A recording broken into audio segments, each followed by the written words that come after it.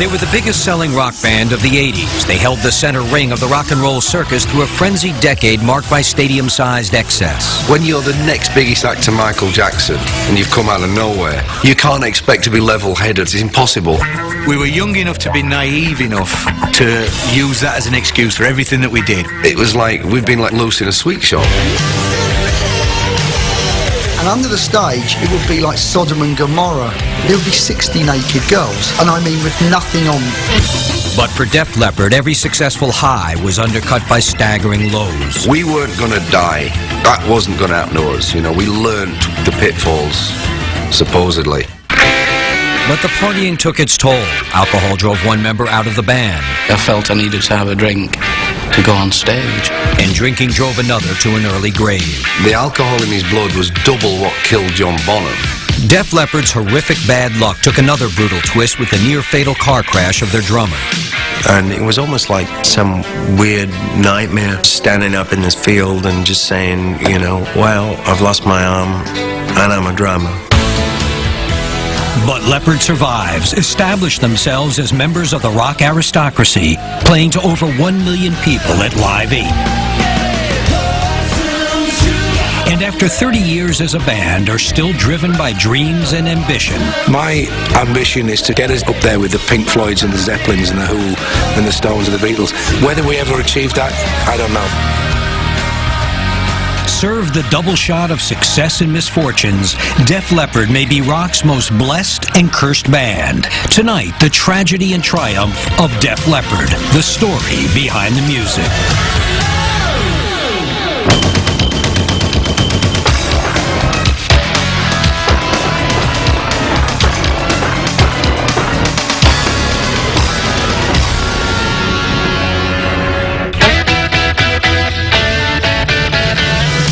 In the fast and furious 80s, they blazed at the center of the stadium rock universe. Signed in their teens, pin-up pop stars by their early 20s, Def Leppard smashed box office records wherever they played. We sold Detroit out faster than Led Zeppelin did. We were talking in telephone numbers now instead of like pocket money. It wasn't such longer time before that we were still working in factories and things like this, to all of a sudden becoming the biggest thing since sliced bread. It was just really weird. And then multiple shows, you know, 20,000 a night, doing 3 nights in a row. It was like, whoa, where did this come from? I'm barely out of school, barely even out of diapers, and I'm sitting up there playing drums in a grown-up business. My childhood got condensed. Their popularity skyrocketed with the explosion of MTV. They were the first young rockers to aggressively market themselves through music videos. And unlike many hard rock bands, Def Leppard scored big with female fans. It was great to see 60% females at the gig. You know, they scream louder, they dance, and let's be honest, there was 5 horny men on stage that are attracted to women.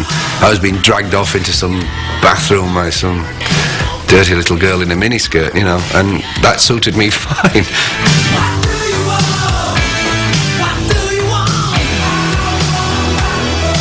Their album Pyromania sold 10 million copies. Their follow-up Hysteria sold 15 million more. On tour, Def Leppard ruled the wide, wild world of arena rock, where their popular success was matched only by their personal excess. You know, they had carte blanche. They had everything they wanted. Plus, they had people shoving drinks in their faces, putting lines up their noses. But I mean, they really were the party band. All these bands, you know, Metallica, the Motley Crue, you know, you sit there and think they were so tough. I mean, you couldn't touch Def Leppard for it. It's just the fact they hid it really, really well. They were on top of the world, but nothing could have prepared them for the series of tragedies that would haunt them in the years to come. Rick's had a car crash, he's lost his arm. It nearly died, nearly lost the other one as well. Rick Allen had lost his limb, and soon Steve Clark would lose his life. He never wanted to face his pain, is really what it boiled down to. He hurt too much. You just see a friend almost deteriorating in front of your eyes, and you just feel so helpless. And his heart was just, you know, beating, trying so hard to stay alive. But really, he was really slowly trying to kill himself. Def Leppard's fateful journey began in Sheffield, England in 1977. Rock and roll was their chance to escape a dismal future in the steel mills. We were so desperate to get out of that whole thing. The whole industrial aspect of Sheffield was imploding. Factories were closing down, they were falling down, and we were prepared to do anything, you know. bank robbing, anything than work in a factory. Joe Elliott and Rick Savage joined musical forces with guitarist Pete Willis and drummer Tony Kenning. Joe had the energy and the drive. He became the band's engine. Joe just happened to say, I've had this imaginary band for 2 years now and I've even made posters of it. Great, we've already got the name. And it was like, we're off. The spelling of their name was soon changed, ironically mimicking that of Led Zeppelin. But it was the addition of guitarist Steve Clark that helped Def Leppard create a sound all their own. His audition was Freebird by Lynyrd Skynyrd, and he just did the whole thing on his own, and it was like, wow, this guy's amazing, and he looked great. He wore his guitar too low, he was too thin, and he had really long blonde hair, denim jacket with no shirt on, and he had a waist about this wide, and it was like, just amazing. By day, they held down blue-collar jobs. After work, they rehearsed. For 9 long months, they rocked the night away in an abandoned spoon factory on Bramall Lane. At one point, he got very desperate because I wanted to play so bad live, and that these guys just wanted to keep on rehearsing and polishing it and polishing it. And I said, well, I could be here in 10 years' time and still be rehearsing this bloody spoon factory. I said, Joe, if we don't do a gig soon, that's it, I'm going to find another group. July 18th, 1978, Def Leppard's first public appearance before a crowd of 150 kids, mostly 14 and 15-year-old girls. It set the tone for the many wild years to come. But Joe Elliott wasn't content to be a local hero. He was looking for a fast track to rock and roll stardom. It took literally 6 shows for me to turn around to everybody else and say, I don't want to do these tiny little DOS holes for the next 3 years at the hope that an A&R man spots us. There has to be a shortcut. Joe borrowed $250 from his father to make their own record, which sold an amazing 24,000 copies. Good fortune continued to smile on the band when a 15-year-old drummer named Rick Allen saw an article entitled, Leppard Loses Skins. I'd been playing since about 9 or 10, and I was getting really fed up with the local scene, and I asked my mum to call, and she did. And I got to meet Joe and Steve. With Rick providing the beat, Def Leppard burst onto the hard rock scene like seasoned veterans, though their average age was only 18. For a band our age, there's nobody to touch us. That was our thing. And in fairness, I still to this day don't think there was. By August 1979, just 12 months after their first gig, the boys signed a record deal and released their first album, On Through the Night. Touring in support of bands like AC/DC and Sammy Hagar, their high-energy stage act was an immediate hit.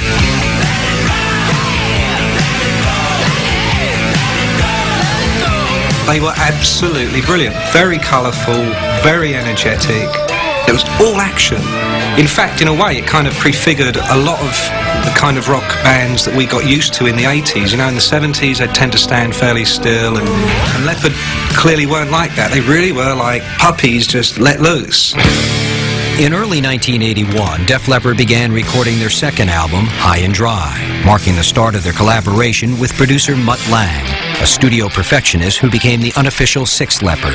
But trouble was brewing, and as they toured the U.S. with Ozzy Osbourne, guitarist Pete Willis found himself increasingly out of step with the band. Pete back then would readily have gone in the ring with Mike Tyson after a few pints of beer. With Pete Willis on the brink of self-destruction, the group spent several months in 1982 recording their third album, Pyromania. Producer Mutt Lange set the pattern for the group's workaholic recording routine, a painstaking process of rewrites and retakes. There was a lot of tears shed on that record, and a lot of drumsticks thrown, and a lot of guitars slammed down, and a lot of, I can't sing anymore, I've lost it. Because, do it again, do it again. The motor was like a train, do it again, do it again, do it again. As the grueling Pyromania sessions wore on, Pete Willis's problems with the bottle could no longer be ignored. I just really got out of my brains one night, you know, drank a bottle of brandy or something like that, and I was very ill. I shouldn't have gone into the studio the next morning. And we thought he was joking. We tried the take again, and I said, Pete, listen, you're going to have to go back to Sheffield and just cool out and come back when you've actually got yourself together. We gave him what we call a Spanish archer, elbow. He had to go.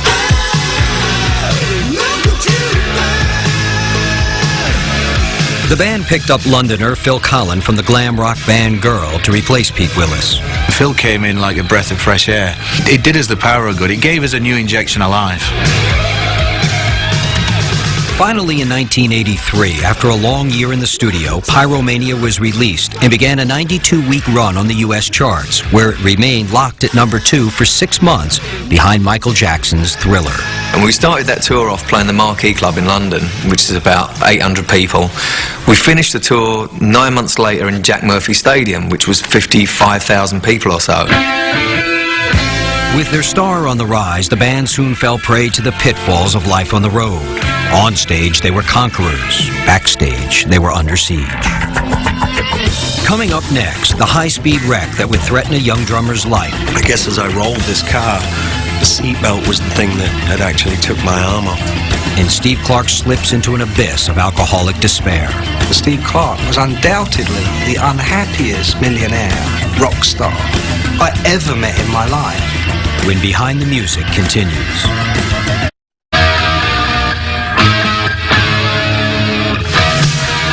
In 1983, with the release of their third album, Pyromania, Def Leppard had taken the rock world by storm. Soon, their success met with excess. You go and be polite and, you know, have a beer at the bar, and then when you shut yourself away in a room, that's when you get down to the serious drinking and drug taking. We'd be offered things, and sometimes you just have to experiment, you know. You see a little cat, see a hole in a wall, sticks its head through. Maybe a dog will bite his head off the other side, maybe not. It was a complete hoot. I loved it, you know. Me and Steve used to get into a lot of trouble, usually involving drink and girls and the usual stuff. Steve and Phil were a team. They were a team off the stage, and they were a team on the stage. Whereas Aerosmith had the Toxic Twins, we had the Terror Twins. An affectionate term for the pair of them. We never let it overtake us. We've never gone on stage incapable of playing. And Steve, even at his worst, never went on stage drunk. By late 1983, Def Leppard had sold more than 6 million records and played to sell-out crowds around the world. They retreated to Ireland to work on the follow-up album, Hysteria. But old habits died hard for these rough-and-tumble rockers. We went through an astonishing amount of alcohol when we lived in Booterstown in Dublin. We started saving the bottles after about the 10th day because we thought it'd be funny to see what we got through. We'd had piled up in the corner of one room 170-odd bottles of vodka, 150-odd bottles of scotch, and just a mountain of beer cans. For me, it was I had to stop completely. I couldn't do the kind of social drinker, glass of wine thing. I tried that in the past, and it was glass of wine, bottle of wine. By the end of the week, it was Jack Daniels, and so I quit completely. When Phil stopped drinking, Steve lost his drinking partner and felt more isolated. Stopping wasn't even on his agenda. We'd been together long enough to notice that, you know, there was a little too much drinking involved, and I went to the band and I approached them about it, and I said, you know, I think Steve's really got a drinking problem. And they just passed it off like, oh, you know, Steve's always liked a bit of the drop and you're just having marriage problems. In mid-1984, the band went back into the studio to record Hysteria. When recording paused for the Christmas break, they returned home for the holidays. On New Year's Eve, drummer Rick Allen and his girlfriend Miriam Berenson were driving near Rick's parents' home in rural England. When I was driving down the road in the Corvette, this red Alfa Romeo came screaming around the corner. He slowed up to the point where I started having to slow up. I tried to pass him, and every time I tried to pass him, this guy would speed up again. I lost my temper to the point where I don't even remember going around the corner. I guess as I rolled this car, the seatbelt was the thing that actually took my arm off. Because I remained conscious, I tensed to the point where I almost didn't bleed at all. Luckily for Rick, two people who lived nearby were Doreen Billington, a retired nurse, and Tony Beavis, an off-duty police officer. I couldn't find anyone at first, and then I saw this girl running around in the field. Looked over the wall and saw this boy. He said his first words to her was, "I'm a famous drummer and I've lost my arm." So I got a handkerchief and some towels and just pressed on, and the clots were starting to form around the area which had been torn off. The next friendly voice over the wall was Anthony, and I just looked up and said, "Oh, thank God, Anthony. Can you find his arm?" I crawled inside the car that was upturned, and there I found, underneath the actual dashboard, the chap's arm that had been severed from here right the way through. It was quite some distance to be thrown from any vehicle. Yes. That he survived was quite honestly a miracle. Rick was rushed to the hospital where a surgical team performed an emergency 4-hour operation in which doctors reconnected Rick's severed limb. Still, it would be days before they would know if the operation was successful. New Year's Eve of all days, around about 2 or 3 in the afternoon, I got a call from Peter Mensch, our manager, explaining what happened. It just didn't sink in. He said, Rick's had a car crash, he's lost his arm. Now, this is not in the agenda. This doesn't make sense. You forget about him being a drummer, you forget about him being a band member, you're worried whether the guy's actually going to live. I could see his hand, and it was so pink, and I thought, you know, they've done it. But, to everyone's horror, Rick's reattached limb became infected. Reluctantly, the surgeons removed his left arm, this time for good. It's almost like giving you something back and then taking it away for the second time. It seemed very, very cruel. That was one sort of slight hiccup. And then the thing that really got to me was when they said that if I didn't clear this infection up, that there was a real possibility that I might lose my right arm as well. And that's when things got all dark and serious again. It was like, oh, no way.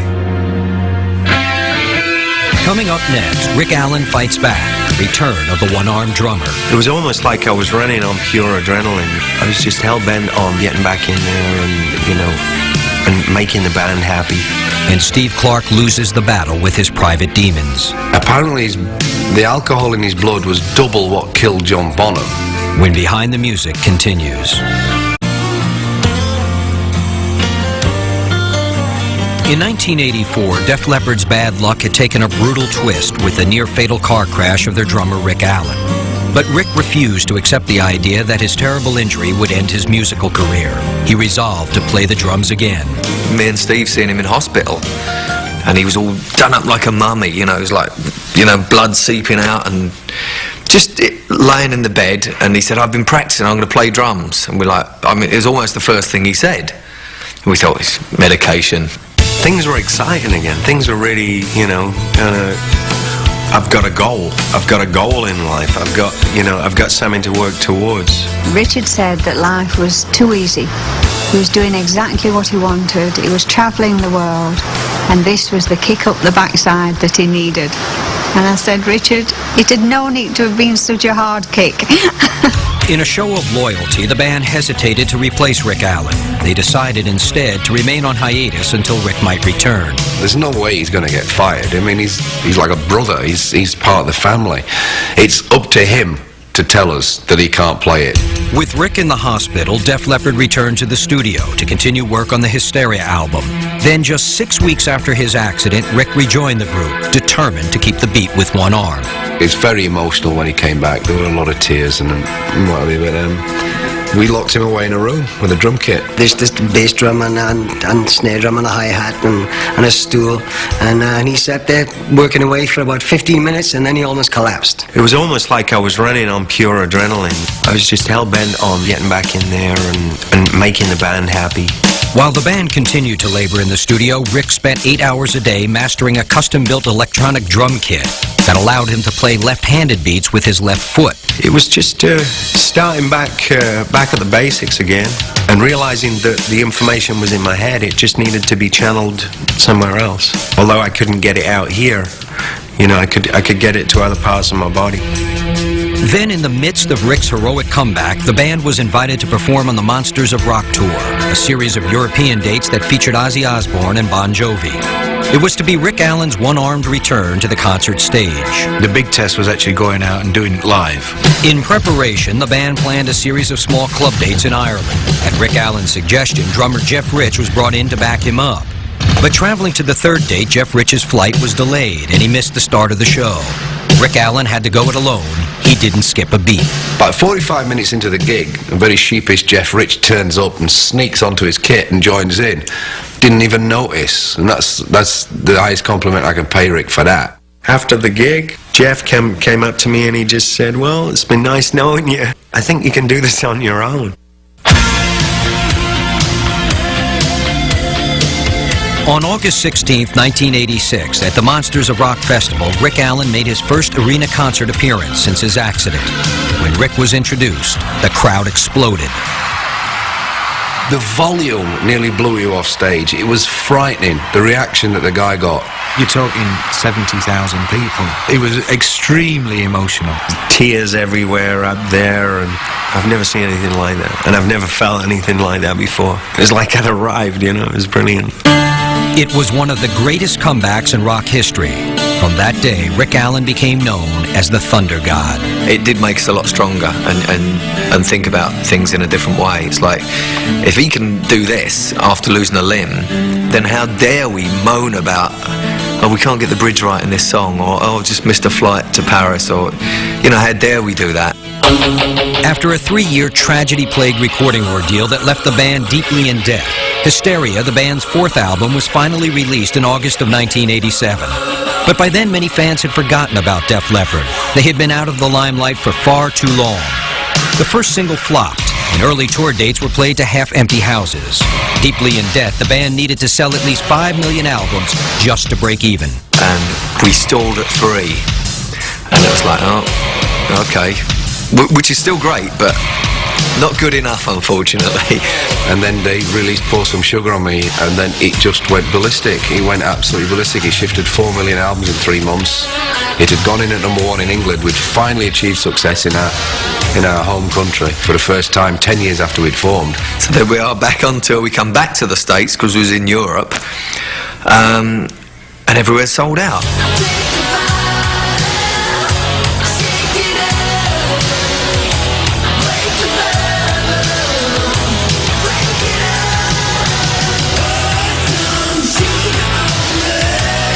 What at first looked like disaster turned to triumph as Hysteria spawned 7 hit singles, sold 10 million copies in the US and nearly 15 million worldwide. Def Leppard headlined an unforgettable 13-month world tour performed in the round. Performing in the round presented new challenges for the band, but the boys dealt with the situation in their own wild way. When you're running around trying to cover 4 sides of a stage, there comes a moment when you need a break. And so they manufactured this moment in the show whereby all the guitar players would all go underneath the stage and Joe and Rick would be left on the stage. I'm going around the whole crowd doing this whole winding them up, getting them going.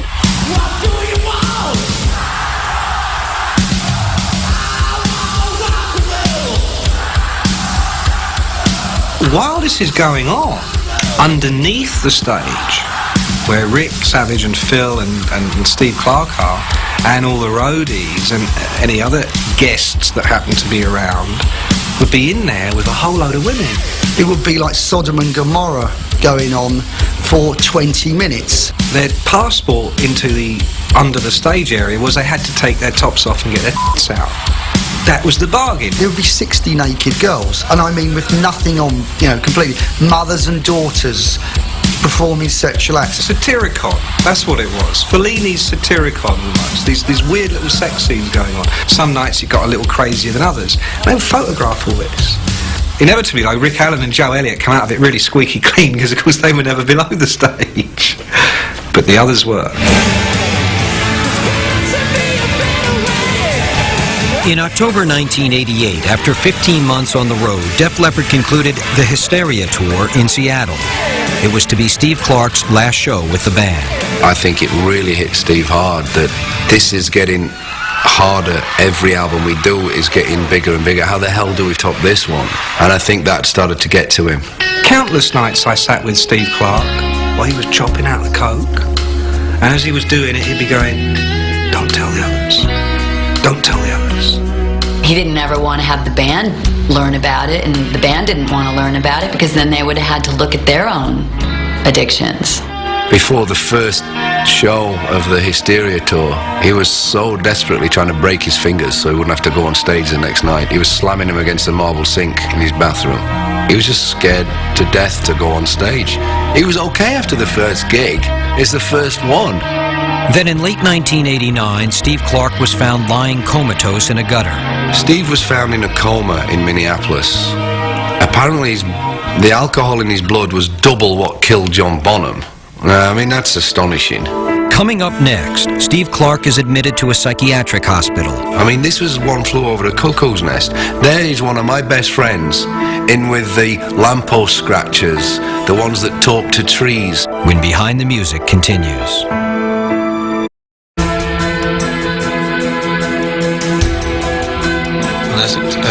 next 10 years.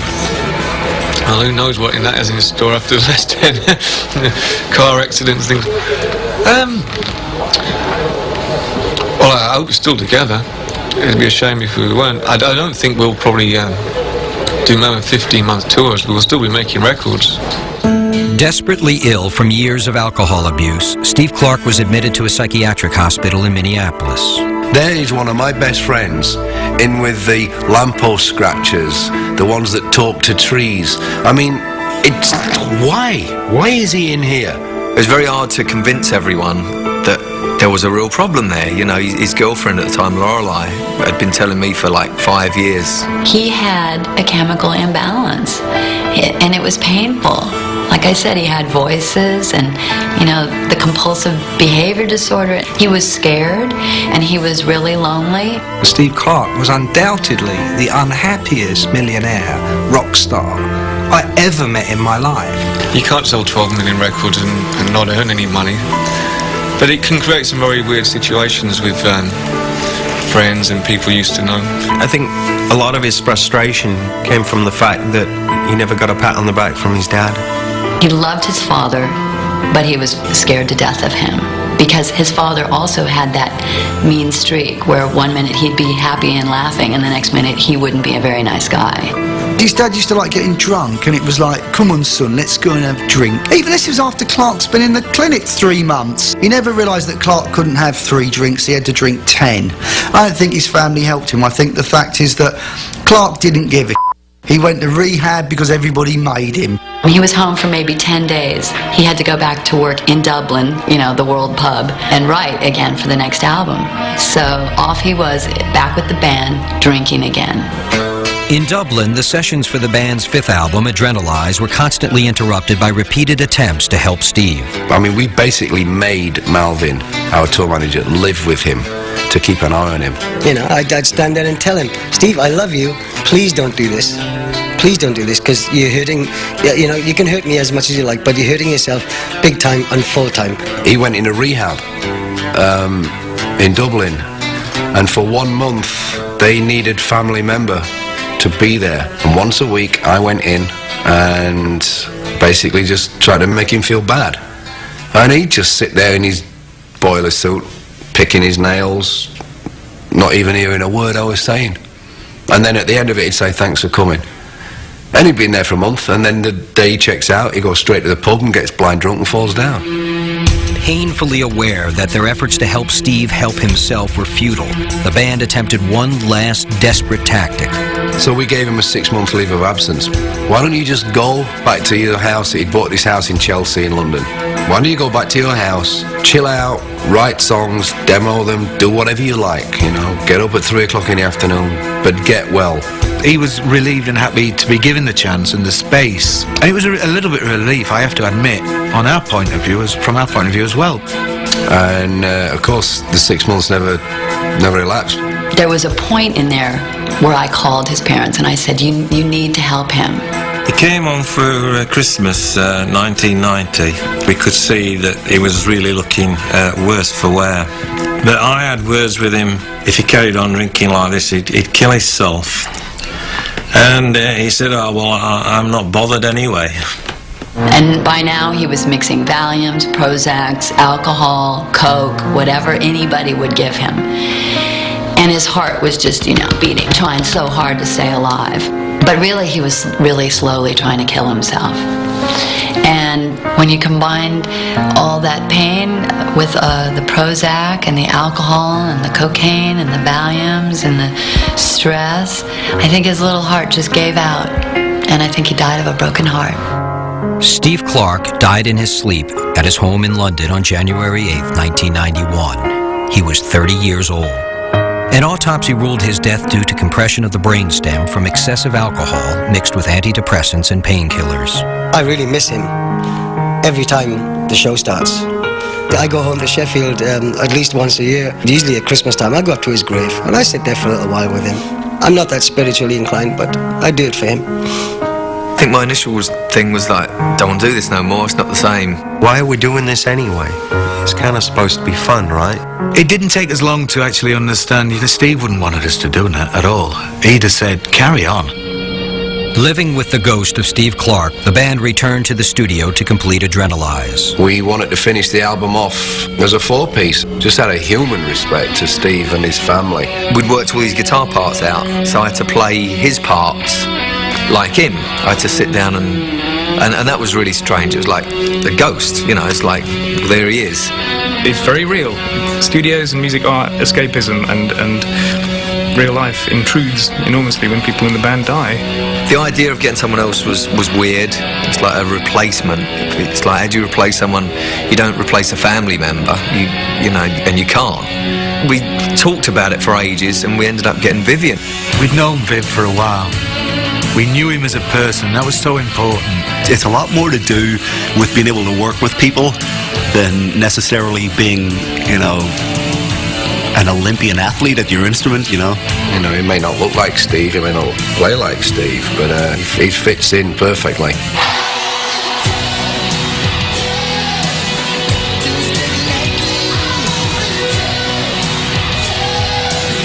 Vivian Campbell made his major concert debut when Def Leppard joined Brian May and the members of Queen for the Freddie Mercury Concert of Life at Wembley Stadium.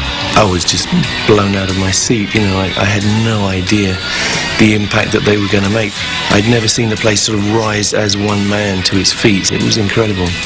Joe has all the answers. He said to me, he said, Brian, this is a long time ago, he said, I figure you can be a rock and roll star as long as you keep your hair and you don't get fat, right? Do you want to get right? Greeted with the usual mix of critical disdain and public delight, the band's 5th album, Adrenalize, debuted at '1 in the spring of 1992. The following tour carried none of the baggage of the touring past. They were a lean, mean rockin' machine. In mid-1993, they were given a hero's welcome by their hometown of Sheffield and staged a standing room-only performance at Don Valley Stadium.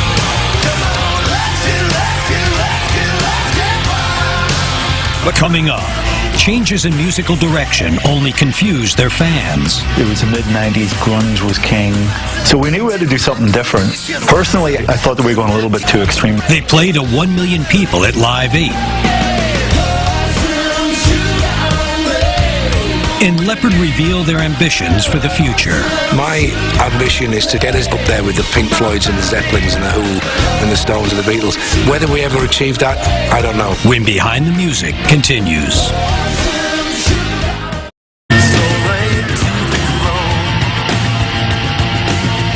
Def Leppard had ridden an enormous wave of success for 15 years and 7 albums, but were about to enter a period of uncertainty at the end of the 90s as the musical climate around them dramatically changed.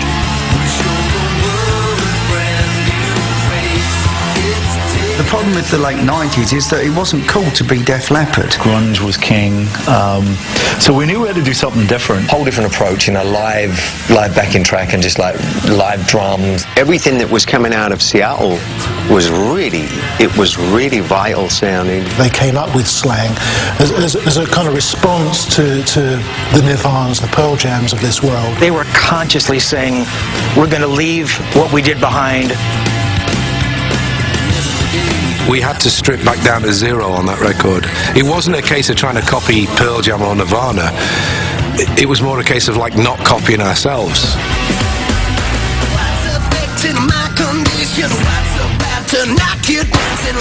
I don't think it was a mistake recording slang the way we did. I mean, admittedly, it didn't sell at the same rate as the previous albums. I remember thinking, we're spending a fortune here and nobody's going to buy this record. Listening to slang with the record company in London, it was like somebody had just farted. No matter what we did, there was going to be a backlash. The Slang album had failed to catch the mood and also disappointed those fans who preferred the classic Leppard sound. Audiences began to drift away. The crowds kind of disappeared and it was just very uncool to like what we did. In an effort to get back on track, they released Euphoria in 1999. So we went back into the studio.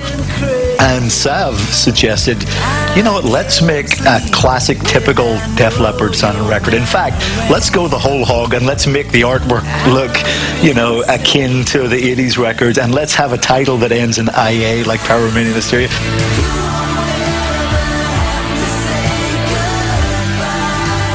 There was an acceptance that we were back and it was a good record. It went gold, and Promises was kind of like a radio hit.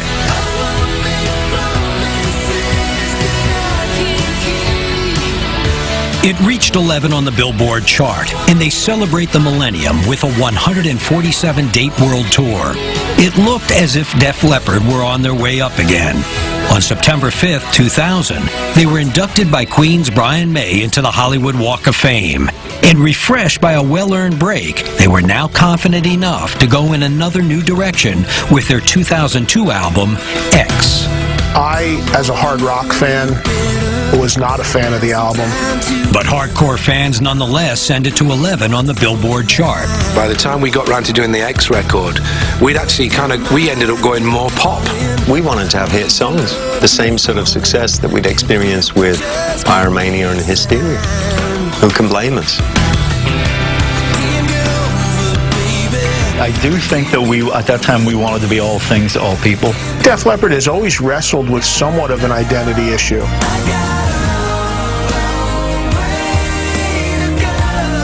The new pop direction was again a step too far for most fans, and it quickly dropped out of the charts.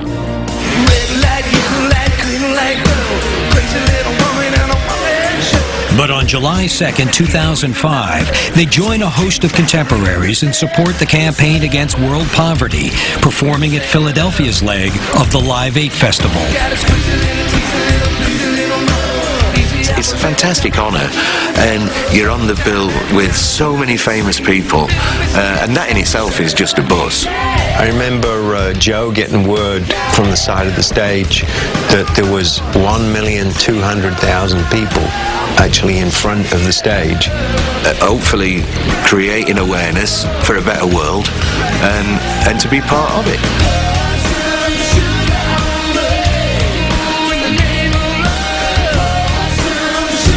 But could they keep rebuilding their audience? Leppard's next album, Yeah, in 2006, was again a surprise. It was a homage to all the bands they had grown up with and had been inspired by. Bowie, Bolan, Alice Cooper, Mott the Hoople. God, I could just go on forever, you know. These songs were the soundtrack of our lives.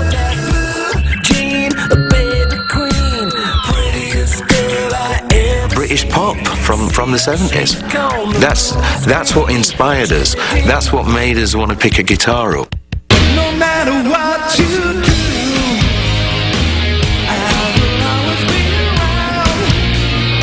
We wanted to be on MTV, Top of the Pops, American Bandstand, show off, do the splits jump, do backwards somersaults, scream, leap, whatever, wear silly, sparkly jackets. We were like, yeah. Yeah, it's a good album. Unfortunately, it didn't get terribly good reviews. In fact, one review was just one word: no. Although the album didn't perform well on the charts, it hit the right note with the fans. They wanted to see Def Leppard perform again. By the time 2006 came along, you were no longer promoting a record by touring, you were promoting a tour by releasing an album. And the Yeah album gave us the biggest tour that we've done since the Hysteria tour. Long overdue recognition came in May 2006 when VH1 made them inaugural inductees in their spectacular Rock Honors event. To be up on stage with Brian May doing 20th Century Boy with us, it's the thing of legend for us. It's dream come true stuff.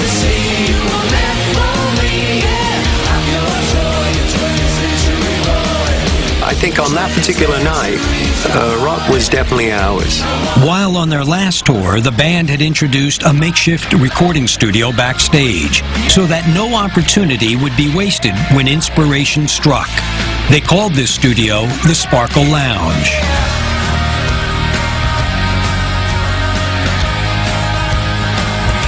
We'd made a decision to try and piece together the next album while we were on the road. It was exciting, spontaneous, and it was not us sitting around for a year going, well, what do we do again? And on that particular tour in 2006, the 82 shows we did in the States, we were probably in that room 50 times. So by the time we got to the studio, most of those songs, we had them down. We knew what they were called, we knew the arrangements, the tempos, and it made the recording that much quicker. The album marked a welcome return to the Def Leppard of old, and fans made it a top 5 record. Sparkle Lounge is, if anything, as classic a Leppard album as you can possibly get. But with the record's success came the call for more live shows. As they embark on a massive world tour for the first time in their 30-year history, the demands of life on the road forced Leppard to cancel shows. Was the rock and roll lifestyle finally catching up with them? The downside of doing what we do is everybody wants you to keep being 21. Are you Once famous for their hard-drinking rock and roll excess, members of the band now seem to have changed their ways. We've dipped our toe into every part of this industry. Sex, drugs, rock and roll. There comes a point where you have a responsibility, first and foremost, to the people that are paying good money to come and see you. None of the guys in Def Leppard are kids anymore. They have kids. So it's a different mentality and a different approach out on the road. We travel with a trainer, a masseuse, we have a juice bar. Rock and roll tea parties. You have to eat healthy, you have to work out, you have to raise your game because the competition's outrageous. Have you lost your touch? In spite of all the trauma and tragedy, Def Leppard have been together for over 30 years as a band. To this day, talent, determination, and stamina remain their tools for survival, and they continue to have their dreams and ambitions. Inevitably, in the rock world, things come around again, you know, and Leppard's time is coming around again. There's so much life experience tied up in this band. I guess the thing that we had on our side was the fact that we stuck together. We've always wanted to be the best that we can be. We're so much better as musicians, songwriters, producers, so there's no reason why we can't actually fulfill that ambition. I've been in this band more than half of my life, and it's just second nature. Lyrically, they write terrific songs. They have great hooks, great melodies. I think most other bands would love to do Leppard cast-offs if they could. They're regarded, rightfully so, as one of the key acts to come out of the 80s. Hysteria is one of the best-selling records of all time, and in total they have sold over 65 million albums. Def Leppard have more than earned their place in rock and roll history. In the ultimate book of rock, my ambition is to shove us closer to page 3. Get us down the front, up there with the Pink Floyds and the Zeppelins and the Who and the Stones and the Beatles. Whether we ever achieve that, I don't know.